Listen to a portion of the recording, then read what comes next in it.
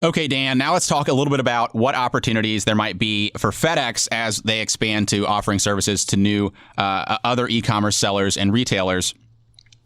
They've expanded some of their offerings this year. They introduced their extra hours program to help retailers fulfill online late night orders.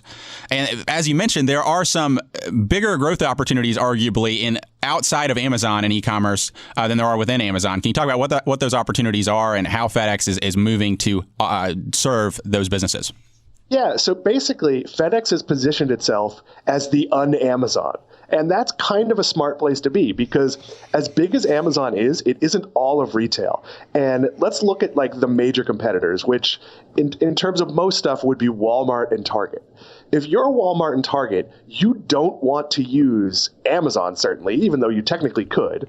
You also don't want to use any company that's cozied up to Amazon, partly because you'd be less of a priority in most cases, and you just don't know how that data is being shared, what's being used, sort of what's being implicitly shared and what's being sort of accidentally shared. So this is a way for FedEx to say, hey, we're not working with your competition. We're on your side. We're going to come in and help you do this the best way you can. For example, they're adding Sunday delivery. One of Amazon's prime advantages is that they do 2-day and now 1-day delivery, and Sundays are included. Well, Walmart doesn't have that. Target doesn't have that. I mean, they have it on a same-day basis in some cases in some markets, but now through FedEx, they can roll out that service. They can add. So if you look at the sizes, Amazon is growing, I think it's like 13.5%, and it's like 30%, so about triple that for Walmart and Target. There's more growth potential outside of Amazon than there is inside of Amazon because every retailer that isn't Amazon is probably going to look at FedEx as a first solution now. Yeah, I think that's the huge opportunity when you realize that outside of Amazon, there's faster growth for a company like FedEx to add services to them. And as you mentioned, Walmart has been competing really back and forth with Amazon when it comes to this 1-day shipping offering. Before that, they were competing to who could get to 2-day shipping without a fee. So, and FedEx has really expanded their relationship with Walmart. Last year, they announced they'd opened 500 offices inside of Walmart stores. They're also moving with other retailers as well. They announced a deal this week with Dollar General where they're going to install facilities in Dollar General stores to offer drop-off and pickup services for FedEx packages.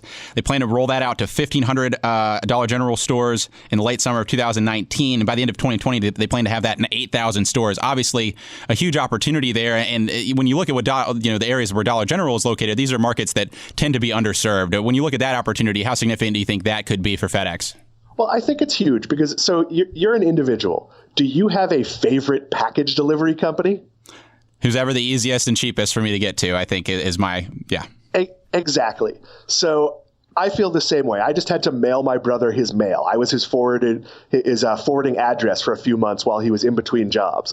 So I went to a UPS store. Is it because I have any loyalty to UPS? No, it's because the parking at the UPS store is easier than the parking at the FedEx location near me.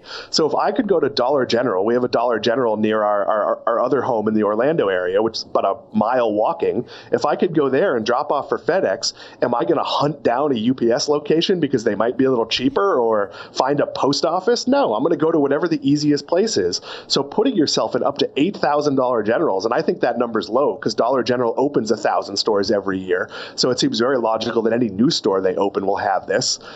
It's a huge opportunity to just collect business. And what are you adding? All you're adding is pickups on existing routes. So this is almost no cost for FedEx, and it's probably a significant amount of incremental business, especially during the holiday season.